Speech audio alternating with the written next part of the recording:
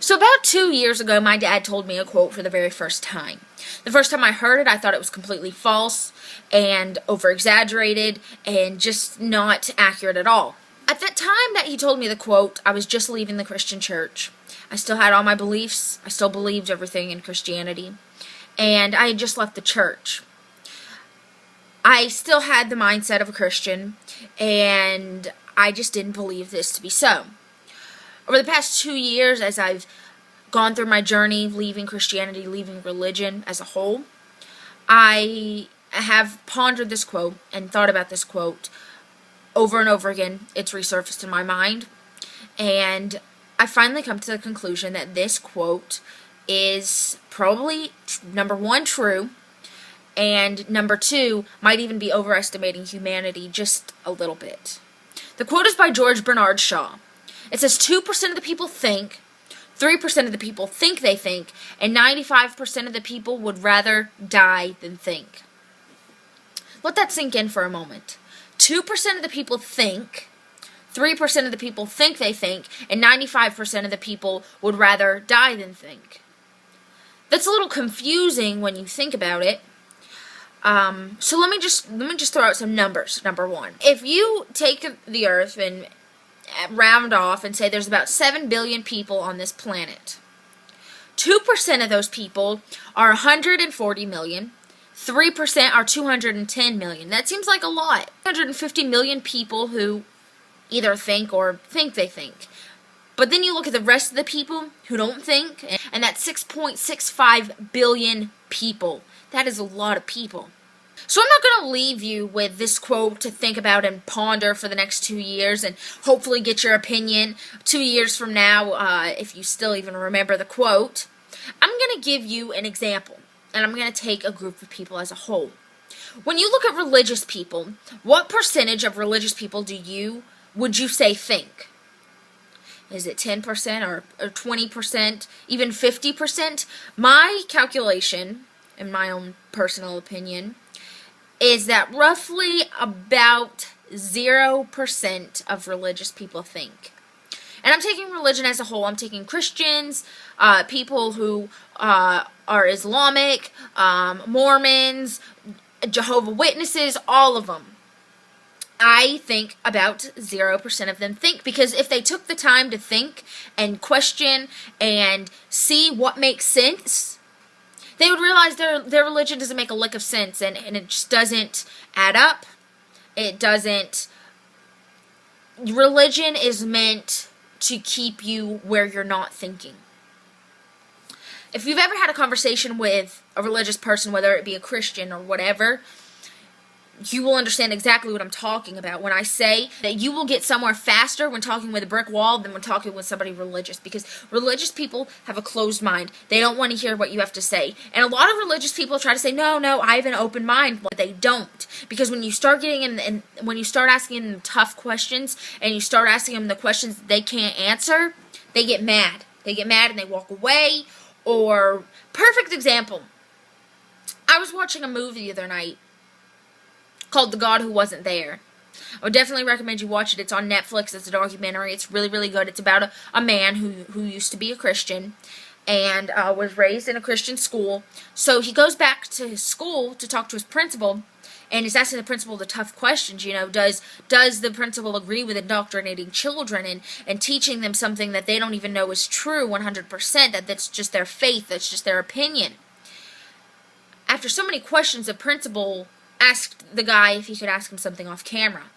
And he said, no, I don't see why you would need to ask me off camera, because I want to document this. And eventually the principal got so mad, he ripped his earpiece out, threw it down. He said he was done with the conversation, done with the interview.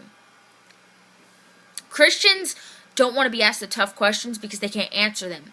And they don't for a second want to question their religion. They don't for a second want to question if what they know to be true is actually true. Because what's going to happen if all of a sudden their religion isn't there? I can tell you this much. Your world isn't going to come crumbling down. You're not going to go kill yourself. You're going to keep on living. And you're going to feel way more free. And I know this to be true because my religion came crumbling down. everything that I believed, after I started questioning, I realized wasn't true at all. I initially started questioning almost a year before I was kicked out of my church. I went to a camp in Florida with my church, and one day out of the blue, really, I questioned my youth pastor about hell. It finally got to the point where I had asked him so many questions that he was done. He didn't want to talk to me anymore. Yeah. I beg to ask you this question. Religious people. What do you know to be true that somebody else hasn't told you? What do you know to be true that you found yourself that somebody else hasn't told you? Because that's the thing with religion, is they just believe what someone else tells them. Whether it be in the Bible and somebody's telling them through the words, supposedly God, or whether it be sitting in church. What have you found to be true that you have discovered on your own, that you have questioned and searched and finally discovered to be true? Because I can guarantee you, I have searched and searched and searched, and I know that hell is not real. I know it's not. As a Christian, I didn't think.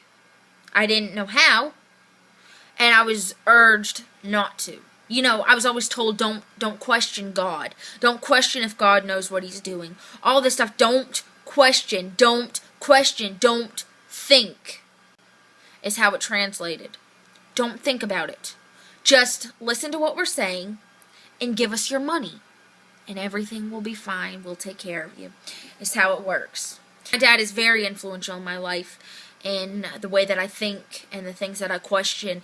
And anytime, I have a sort of question or an idea or a theory, I'll pick up the phone and call him, because he's my number one go-to guy when it comes to that kind of stuff.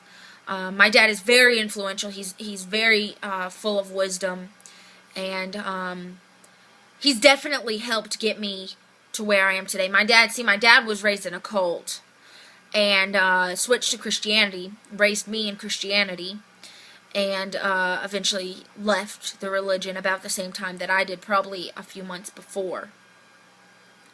My dad, I don't know if I would be where I am today if it wasn't for my dad. I think I would maybe eventually have gotten here, but not this fast. See, when I first left the church, I just left the building, I just left the church. I didn't leave my beliefs behind. I didn't leave anything behind except for the church and the people. And eventually, in the months that followed, I started abandoning different beliefs. The belief in heaven and hell, the belief in Jesus, and all this sort of stuff. Eventually, until I got to the point where I looked at myself and I said, is God real? Like, is God even real? And I remember the day where I looked at myself and I said, I don't know. I don't know if God is real. Like, I don't know if this has all been a lie. As a Christian, I didn't think because I was scared. Because I was scared that thinking would cause me to question, and questioning would cause me to go to hell.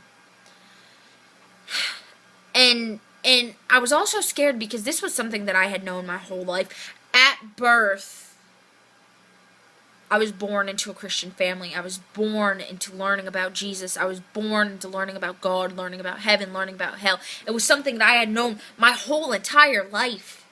And now I'm sitting there questioning it. I'm like, wait a second. And I was scared to tell people that I was questioning, and I was scared to question and to think, because I was told that equals hell. Thinking is the worst crime you can commit in fundamental Christianity.